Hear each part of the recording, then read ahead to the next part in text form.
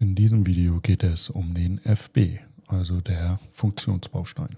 Den Funktionsbaustein verwenden wir, wenn wir ein Gedächtnis benötigen. Denn der FB hat einen eigenen Speicher. Dieser Speicher wird einem FB-Instanz-Datenbaustein genannt oder kurz InstanzDB. In diesem Video gehe ich auf die statischen Variablen ein. Falls du tiefergehende Informationen zu den Input, Output, In-Out, Temp und Konstanten der Schnittstelle benötigst, empfehle ich dir das Video zum FC-Baustein, also zur Funktion, bei mir im Kanal anzuschauen.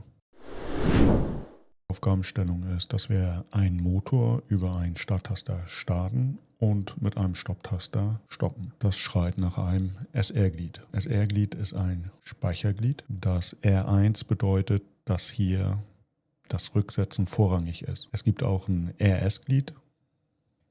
Zeige ich auch einmal. Hier ist die 1 bei dem S. Das bedeutet, dass das Setzen vorrangig ist. Da ein Motor gefährlich sein kann, wenn er dreht, obwohl er nicht mehr drehen soll, verwenden wir das SR-Glied, damit das Zurücksetzen vorrangig ist, also das Ausschalten vorrangig ist. Entsprechend verwenden wir das SR-Glied. Also starten, setzen, tun wir den Befehl über den Starttaster und stoppen, tun wir den Motor über den Stopptaster. Der SR-Baustein ist ein Speicherbaustein. Der speichert nun nicht von alleine irgendwo rein, sondern der muss wissen, wo er seine Informationen reinspeichert. Aus diesem Grund hat er hier oben die Fragezeichen und die Information speichern wir in die Static-Variable des Datenbausteins. Damit man im Programmcode die statischen Variablen wiedererkennt, schreibt man vor den statischen Variablen immer ein Stat oder Stat. Und dann kommt eine sinnvolle Bezeichnung. Ich nenne die statische Variable nun Stat Motor aktiv. Dies vom Typ Bool, können wir hier reinziehen. Und so haben wir schon das erste Netzwerk fertig. Um gleich zu sehen, wofür die statischen Variablen genutzt werden können, mache ich die Zuweisung nicht direkt hier an den Baustein für den Ausgang, sondern ich nehme sie hier hin, schalte sie durch die statische Variable Motor aktiv den Motor ein. Auch diesen Baustein müssen wir zunächst im Main aufrufen, damit wir mit dem arbeiten können. Hier sind noch die Bausteine von unserem FC, die wollen wir nachher auch noch mitverwenden. Aber nun geht es erstmal um die Motorsteuerung mit dem FB. Hier sehen wir jetzt den Bausteinaufruf, also der Einzelinstanz, die zu dem FB gehört. Wir können die Nummerierung automatisch wählen oder eben manuell. Wir machen hier auch wieder automatisch, drücken OK. Und nun haben wir den DB2, der zum FB1 gehört. Um den Motor nun einschalten zu können, müssen wir noch den Eingang hineinziehen. Um ihn zu stoppen, noch den Stopptaster als Eingang reinziehen. Und damit der Motor auch eingeschaltet wird, den Ausgang zuweisen. Nun können wir das Ganze hochladen und beobachten. Ich schalte nun den Starttaster ein.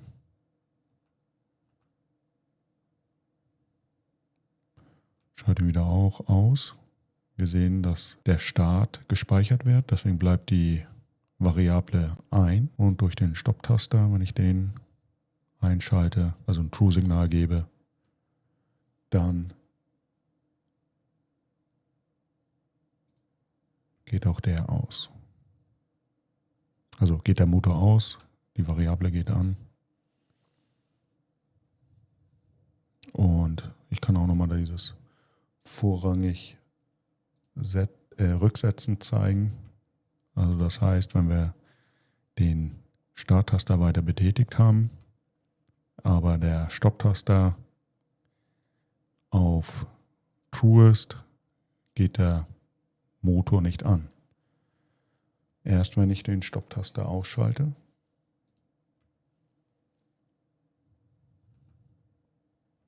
geht der Motor wieder an. Das kann ich jetzt auch nochmal im FC zeigen. Also Motor, der Starttaster ist an. Ich schalte die Variable jetzt Stopptaster an. Und wir sehen, dass die Motorvariable Motor ein ausgeschaltet wird. Jetzt nochmal den Stopptaster ausschalten und der Motor geht sofort wieder an. Ich kann den Starttaster auch ausschalten und einschalten. Ändert sich nichts. Erst wenn ich den Stopptaster wieder betätige, geht der Motor aus.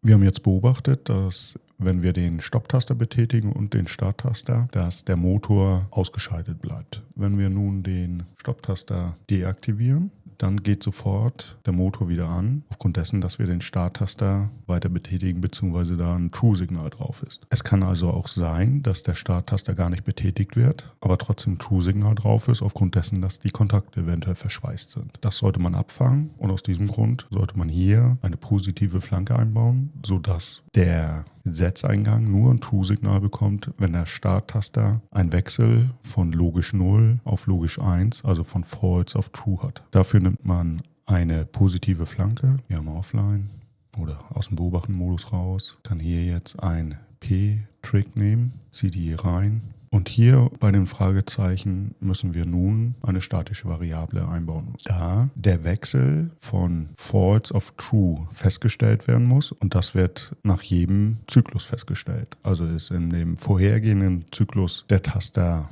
auf False gewesen, wird das hier registriert und im darauffolgenden Zyklus wird dann geschaut, ob dieser Starttaster ein True-Signal hat, hier noch ein False-Signal gespeichert ist. Dann wird hier ein positives Signal für einen Zyklus an den S-Eingang durchgereicht. Im nächsten Zyklus ist dann dieser Baustein wieder auf False und gibt kein True-Signal an den Setzeingang. Das heißt, wir müssen hier jetzt eine vernünftige statische Variable deklarieren, also Stat, und dann nehme ich PF für positive Flanke und nehme die Starttaster, so dass wir wissen, dass die vom Starttaster ist. Drücken Enter, ziehen die hier rein. Nun müssen wir auch offline gehen, denn diese Stat-Variable, diese positive Flanke, ist jetzt im Datenbaustein und der Motorsteuerung mit eingebaut worden. Und aus diesem Grund muss auch dieser Datenbaustein komplett übertragen werden.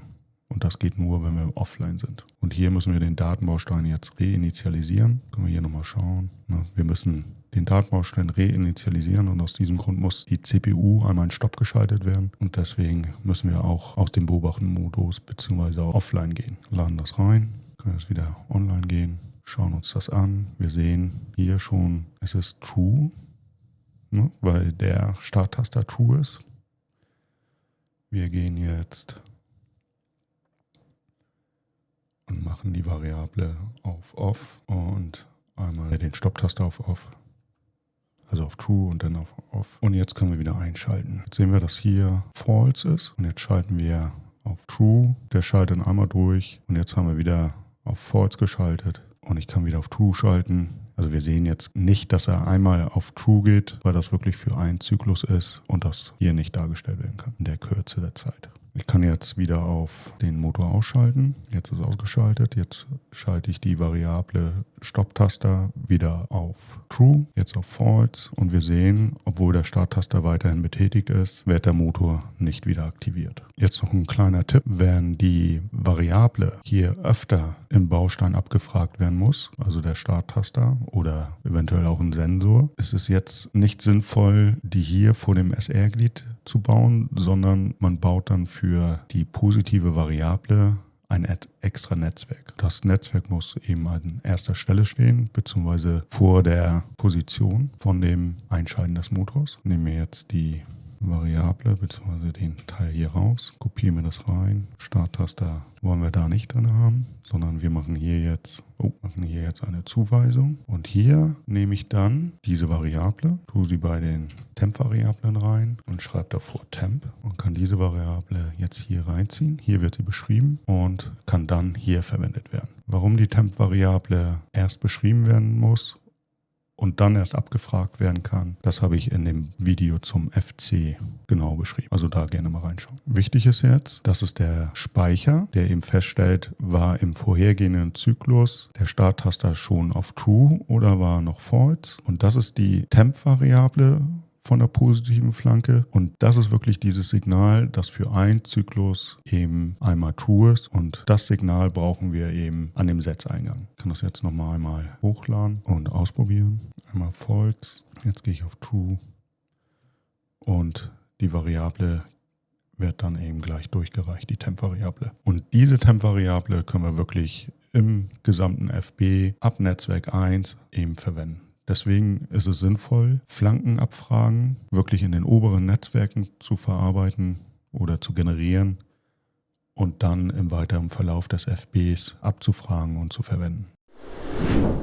Die nächste Aufgabenstellung ist, dass wir den Mitarbeitern in der Nähe vom Motor 2 Sekunden Vorwarnzeit geben. Es soll nun ein Signal, ein Horn erklingen, 2 Sekunden lang, bevor dann der Motor tatsächlich erstmal anläuft. Für Zeiten benötigen wir einen Timer und als Timer verwenden wir hier eine Einschaltverzögerung. Erst nach 2 Sekunden soll der Motor eingeschaltet werden. Wir fügen nun ein weiteres Netzwerk hinzu, damit wir den Timer dahin einbauen können. Gehen wir unter Zeiten und nehmen eine Einschaltverzögerung, also einen Ton. Ziehen ihn hier rein. Jetzt kommt das Wichtigste, die Auswahl, wo die Informationen des Timers gespeichert werden sollen. Man kann eine Einzelinstanz wählen, also das heißt, es wird ein weiterer Datenbaustein verwendet, oder aber wir nehmen eine Multi-Instanz und dann wird das in die Schnittstelle von unserem DB bzw. von unserem FB eingebaut. Und wir schreiben hier Verzögerung mit Horn. Das ist vielleicht nicht der optimale Name, aber wir wissen, was hier gemeint ist. Wir sehen nun in der Schnittstelle unter den statischen Variablen Verzögerung mit Horn und wir können jetzt die einzelnen Ein- bzw. Ausgänge des Bausteins hier sehen. Also wir haben den PT, das ist die Zeit, den In, der dafür zuständig ist, dass der Timer anfängt zu laufen. ET ist die abgelaufene Zeit und Q ist die Information, der boolsche Wert, false oder true, ob die Zeit abgelaufen ist. Der Timer ist abhängig von der Aktivierung des Motors, also statt Motor aktiv. Wir wollen eine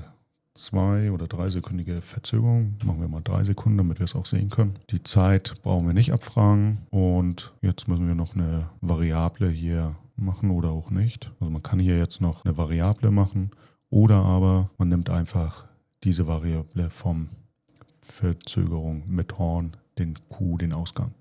Den kann man einfach gleich verwenden. Das bedeutet, wir müssen hier noch ein Netzwerk hinzufügen, denn das Horn soll ja ertönen, wenn Startmotor aktiv ist und Verzögerung Horn noch nicht, weil das ja eine Einschaltverzögerung ist. Solange ertönt das Horn. Horn aktiv. Jetzt ziehen wir das da wieder hin. Und der Motor darf erst aktiv sein, wenn Verzögerung mit Horn nicht mehr aktiv ist. Der Motor darf erst aktiv sein, wenn Startmotor aktiv und der Ausgang vom Timer aktiv ist, weil das ist ja eine Einschaltverzögerung. Also die Startmotor aktiv Variable schalte den Timer an, der läuft 3 Sekunden. Nach den 3 Sekunden wird dieser Ausgang aktiv. Wenn dieser Ausgang aktiv ist, geht das Horn aus und der Motor ein. Jetzt müssen wir einmal wieder offline gehen, übersetzen und das gesamte Programm reinladen, reinitialisieren und starten. Das mal ein bisschen größer, damit wir es sehen können. Beobachten. Der Motor war noch aktiv, den schalten wir jetzt erstmal aus. Einmal einschalten. Der Timer läuft los.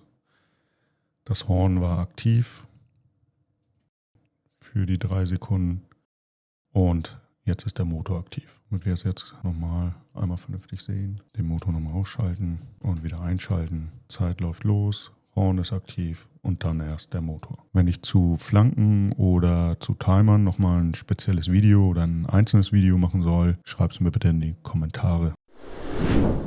Wie man jetzt den FC-Baustein und den FB-Baustein sinnvoll miteinander verknüpft, zeige ich dir in einem anderen Video. Ich empfehle, wenn du weitere Informationen zu den Schnittstellen benötigst, schau dir einfach das FC-Video an, denn die Schnittstelle beim FC ist fast genauso aufgebaut wie die vom FB, nur dass wir eben beim FB-Baustein noch die statischen Variablen hinzubekommen haben. Also das Gedächtnis. Der FC ist ohne Gedächtnis. Ich würde mich über ein Like und ein Abo sehr freuen und falls du Fragen hast oder weitere Videoideen, schreib mir bitte einfach einen Kommentar.